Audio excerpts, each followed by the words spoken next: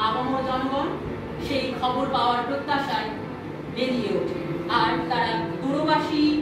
তারা দূরবাসীদের মতো হুমড়ি খেয়ে পড়ে।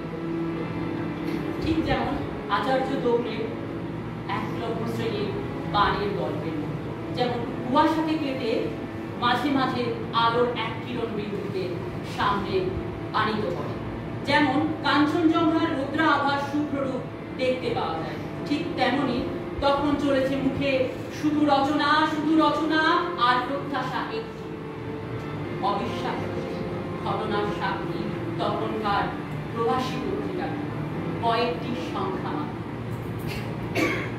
আর অজ্ঞাত অগণিত আমরা তখন কিসের প্রত্যাশা করছি। পরম আশ্চর্য, কোনো প্রত্যাবর্তন ঘটবে কি মানুষের মনের একটি আকাঙ্ক্ষা, কিংবা সত্যবানের সেই গল্প, সত্যবানের মতো তার প্রাণ আবার যদি ফিরে পায়। মৃত্যু তো অধিপতি, মৃত্যুকে কখনোই নেমে রাখা যায় না। জীবন মরণের সীমানায় ছাড়িয়ে কম্পিত পায়ে তিনি আগে এসে দাঁড়িয়েছিলেন প্রান্তিক এক বিন্দু, কিন্তু ফিরেও এসেছিলেন আবার। ইতিহাস কিন্তু নিজেকে আবৃত করতে পারেন, আবার হয়তো কখনো পারেন না। খবরের কাগজে বিশেষ সংস্করণে সেই অমোঘ সত্যটা শিরোধার্য করে বেরিয়ে এসছে। রবি অস্তমিত মুহূর্তের সব কাজ একদম থেমে গেল।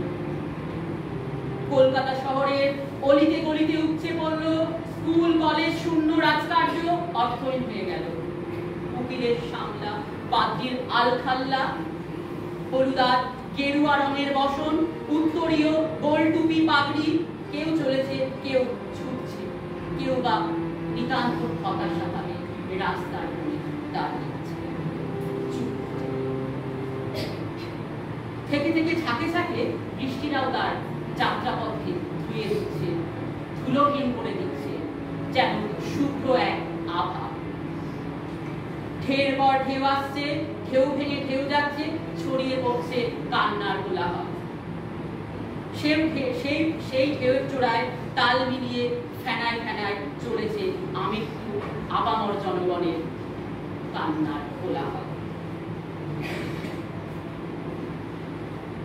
থেকে থেকে সামান্য মানুষের জনতার মিলেমিশে একাকার।